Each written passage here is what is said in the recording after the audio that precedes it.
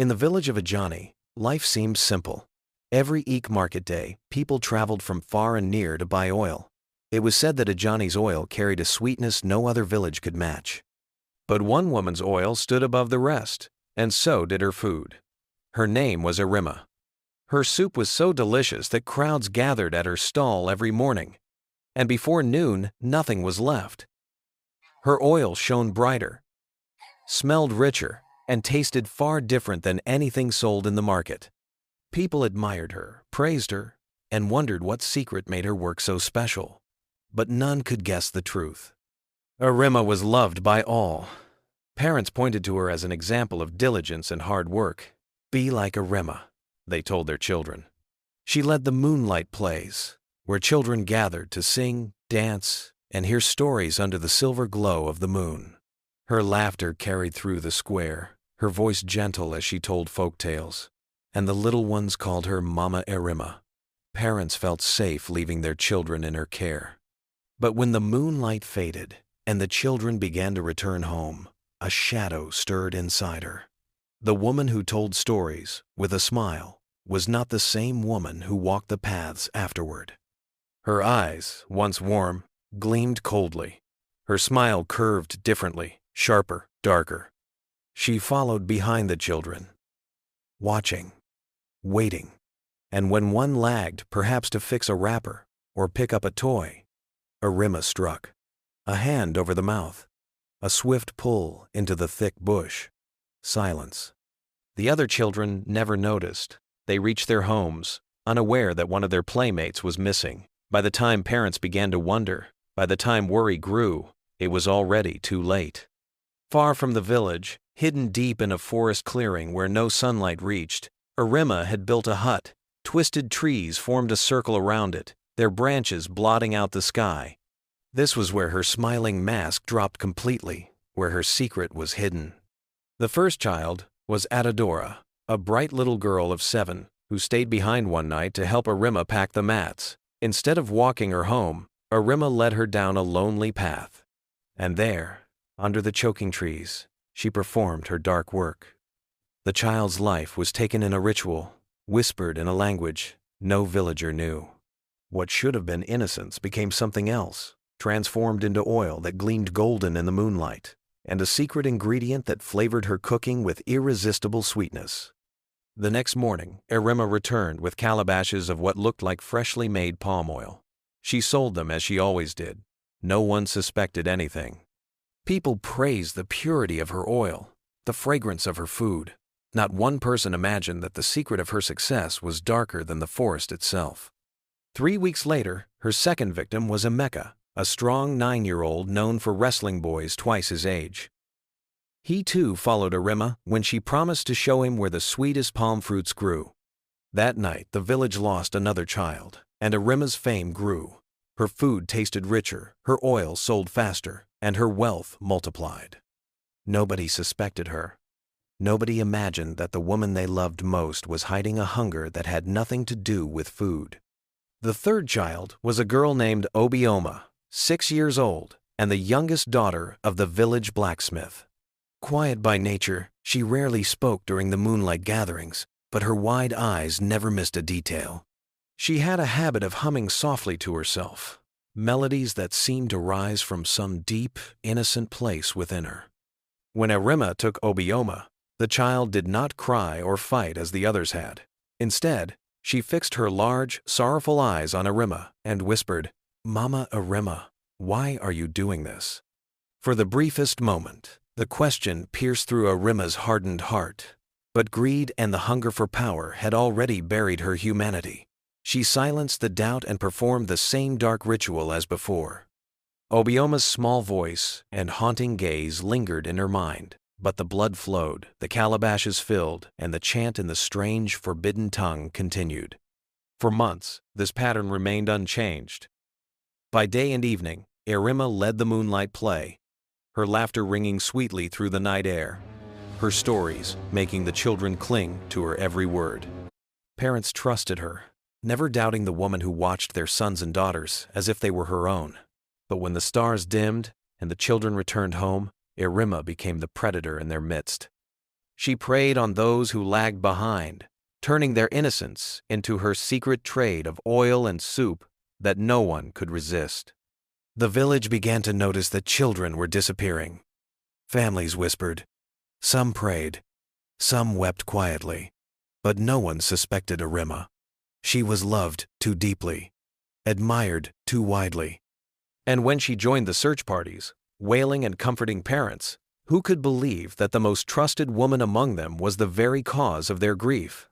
But the night that changed everything came during the rainy season, when clouds smothered the moon and only a handful of children gathered for the play. Among them was a boy Erimma had never seen before. His name was Chijioke.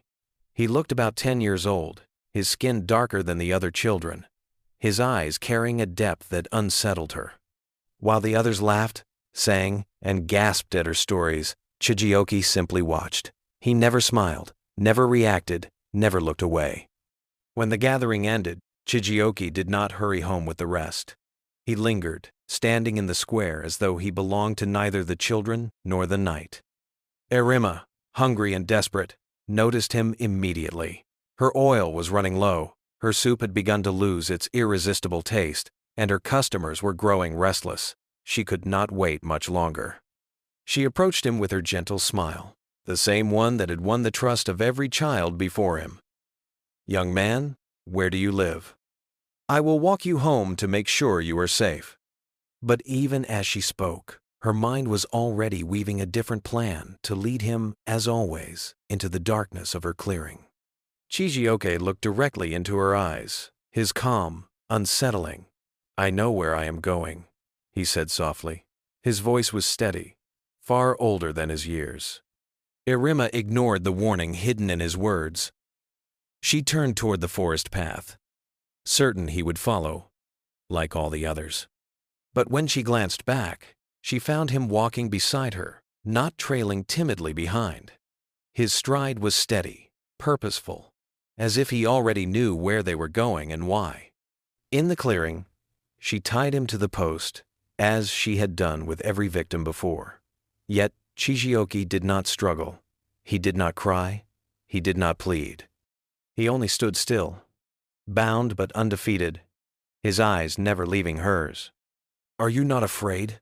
Erimma asked, her hands trembling despite herself. Chijioke's gaze pierced her. "Should I be afraid of someone who is already dead?" A chill ran through her, but she forced her fear down. She needed this ritual. She needed the oil, the meat, the power. Her knife rose, her chant began, and as the blood flowed, she realized something was terribly different. The oil in the calabashes did not glow golden as before. It turned dark, almost black. The flesh she prepared later carried a smell unlike any she had known, a scent of graves and curses heavy enough to choke her. By dawn, strange things began to stir in Ajani. The stream that had always run clear now flowed red as blood. Villagers who fetched water fled in terror. And then came the apparitions, the walking dead, silent and cold, moving through the streets in broad daylight. Ajani had never known fear like this. And though the villagers could not yet see the link, Erimma's heart knew. Chijioke was no ordinary child. The mystery of the missing children, whispered about for months, suddenly became a living terror. Parents who once comforted themselves with the hope that their sons and daughters had wandered to another village now faced the truth. Something darker was at work. The walking dead roaming the streets could only mean that the children's fate was far worse than anyone dared imagine. By midday, Ajani itself seemed cursed. Dogs howled without pause. Even under the blazing Sunday birds dropped from the sky mid-flight, their lifeless bodies littering the ground. Fields that had been green and thriving the day before withered in hours, their leaves turning brown before villagers' eyes. The air itself grew heavy, carrying a dread that pressed on every chest and made people rush home, bolting their doors early. Erimma watched it all unfold, her stomach twisting with unease. She remembered Chijioke's calm words, his strange gaze, and a thought struck her like a hammer blow. Had she killed something more than a child? The calabashes of oil made from his blood sat untouched, their contents dark and unsettling. The meat she had prepared from his body filled her pots, but the smell of it sickened even her. Still, villagers came, as they always did, trusting the woman they admired. They lined up at her stall, eager for her soup and oil. Erimma's hands shook as she scooped and measured, her smile faltering, but no one noticed. To them, she was still Mama Erimma, the woman who cared for their children during moonlight play. The Igwe, desperate for answers, sent word to a neighboring town for the chief priest, a man famed for his power to speak with the unseen. 3 days later he arrived, an old figure with hair as white as ash and eyes that seemed to pierce the veil between worlds. Robes marked with sacred signs hung from his shoulders, and in his hand he carried a staff crowned with carved spirits. That evening the entire village gathered in the square.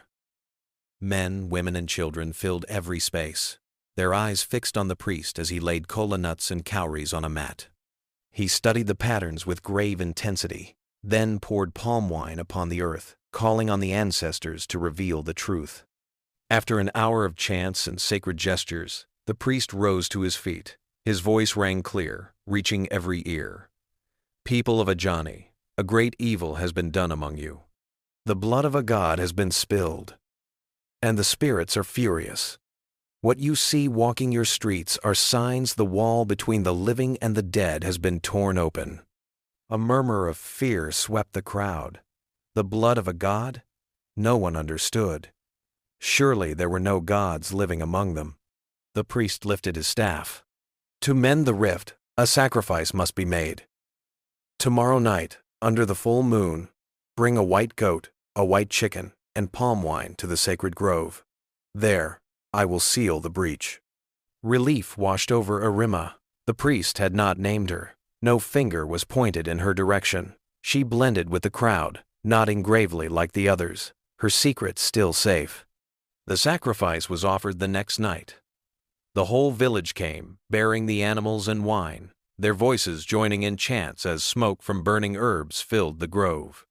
The priest danced, poured libations, and called upon the ancestors. When it ended, the stream ran clear again, and the dead were no longer seen. The people rejoiced, believing the danger had passed. But peace lasted only 7 days. When the curse returned, it came fiercer than before, and this time, its weight fell squarely on Erimma. It was market day, and her stall was as crowded as ever. Villagers pressed in with containers, eager to buy her oil after days of shortage. Erimma moved among them, ladling, measuring, pretending calm. But when her eyes strayed toward the waiting area, her breath caught. On the small stool she kept for the elders sat a boy. At first, she thought little of it. Perhaps he belonged to a customer. But then she looked closer, and the calabash nearly slipped from her trembling hands. It was Chijioke. He wore the same clothes as the night she killed him. His face was pale, his eyes fixed on hers, and blood dripped steadily from his mouth, trailing down his chin to soak his shirt. Erimma's blood turned cold. Erimma dropped the calabash in her hands, oil splattering across the ground. Her finger trembled as she pointed at the stool, her voice breaking into a scream.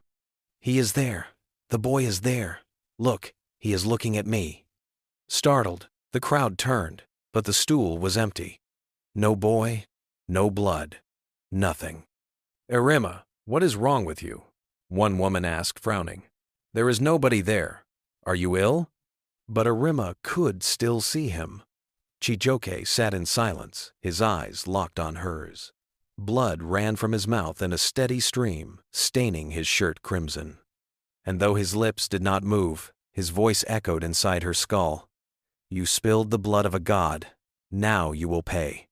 Her scream cut through the market.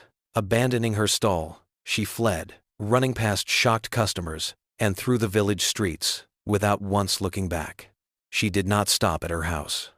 She did not stop at the edge of the settlement.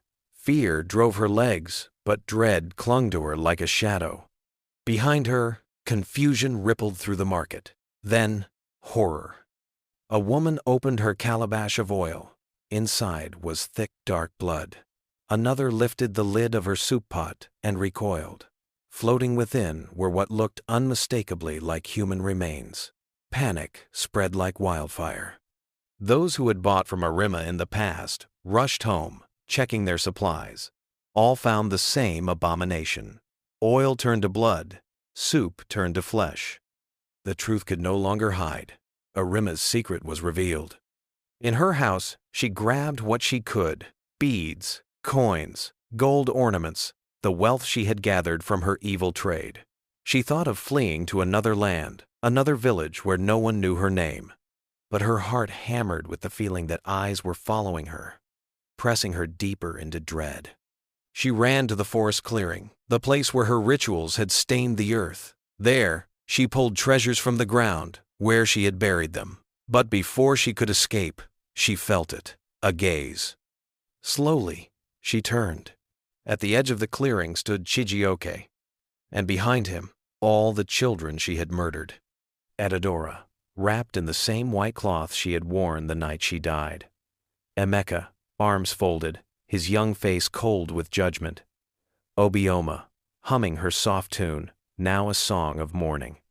And others, the forgotten ones, stood silently, their eyes hollow but clear. Erimma dropped her treasures, her knees giving way. She wept. "Please, I am sorry. I did not mean to hurt you. I was hungry. I needed money. I had no choice." Chijioke stepped forward, his presence heavy with the power of the spirit world. His voice rolled like thunder, calm but unyielding. "You had many choices, Erimma. You chose evil every time. You betrayed parents who trusted you. You killed children who called you mother. You fed their flesh to those who loved you. Your greed became your god." She sobbed. "What do you want from me?"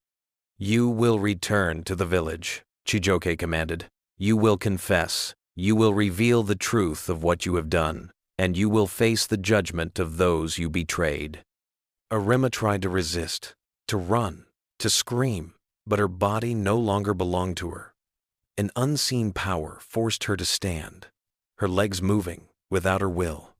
Chijioke had bound her spirit, and now he led her back. At the Igwe's palace, the villagers were already gathering. Search parties were forming, weapons in hand. Machetes, clubs, and torches glimmered as faces twisted with grief and fury. Parents who had trusted her now seethed with rage. Men and women who had eaten her food felt sick at the memory. The betrayal was deeper than blood. And into their midst, Erimma walked. Not of her own accord, but dragged forward by the power of the godchild she had slain. The villagers were still planning their search when a murmur spread through the palace gates. Heads turned, and silence fell. Erimma was walking into the compound, slowly, stiffly. Her eyes stared wide and blank, her steps clumsy, as if unseen hands dragged her forward. She looked less like a woman and more like a corpse being forced to walk. Some villagers raised their weapons, ready to strike, but her appearance stilled them. She seemed already broken, a puppet of invisible strings. At the center of the compound, before the Igwe's throne, her legs buckled. She fell to the ground and began to speak in a hollow voice that carried across the silent crowd. "I killed them," she whispered. "I killed the children. I used their blood to make oil and their flesh to make soup. That is why people came from other villages to buy from me." Gasps rippled like thunder. Parents clutched one another. Even those who had suspected felt the horror double as her words confirmed the truth. "How many?" the Igwe demanded, his voice heavy with rage and grief. 15, Erimma answered, her tone still distant, as though dragged from her soul. 15 children in 2 years. I took them during moonlight play, when they trusted me." Cries filled the air. Mothers wailed. Fathers covered their faces in shame and fury. Their worst fears had been given flesh. "The clothes," she went on, unable to stop herself. "In my house, a wooden box beneath my bed, You will find them there." Men rushed out immediately. The rest stood frozen, glaring at the woman who had once been their pride, now revealed as their curse. "Why?" a grieving mother sobbed. "Why do this to our children?" For the first time, Erimma's old voice flickered through. "I was poor," she murmured. "The rituals gave me wealth, made me respected." "You were already respected," a villager roared. "People loved you, and you destroyed it with your own hands." Erimma bowed her head. There was no defense left. The men returned, carrying the wooden box. When opened, it spilled tiny wrappers, shirts, beads, belongings, every parent recognized. At that sight, grief broke like a flood. Women collapsed. Men sobbed. Even the Igwe wept. "What shall we do with her?" he asked. Voices erupted. "Stone her, burn her, end her now." The fury was so fierce, it seemed the crowd itself might tear her apart. But one elder raised his hand. "Let her go back to her house. Let her live with what she has done. The spirits of the children will decide her fate." The crowd quieted. It was a crueler justice. Death was quick. Torment was not. Erimma was ordered to return. She walked through the same streets where once she had been praised, now met with hatred and disgust. Children hid, neighbors spat. She entered her house and closed the door. For hours, there was silence. Then, at last, men forced the door open. What they found sent them fleeing. Erimma hung from the rafters, lifeless. But worse still were the spirits. The children stood around her body, their forms pale but unmistakable. Adaora, Emeka, Obioma, and the others. They said nothing. They only stared, their presence colder than the grave. The house was sealed and abandoned. No one dared enter again. Over time, it rotted into ruin. But villagers swore that on nights when the moon was full, they could still hear children's voices singing from within. Ajani never forgot. Parents grew cautious, never again leaving children unsupervised. The story spread to neighboring villages, told as a warning that evil can wear the most trusted face. The clearing where she killed remained barren, cursed by blood. Nothing grew there, and travelers whispered of strange sounds when they passed. But Chijioke, the godchild who had exposed her, did not leave. People said he lingered, watching over children during moonlight play, ensuring no harm touched them again. And so ended the tale of Erimma, the woman who cooked children. A story etched into memory, retold through generations as a warning that even love, trust, and admiration can be betrayed when greed and evil take root in the heart. And so, dear viewers, we have come to the end of Erimma's tale, the woman who cooked children.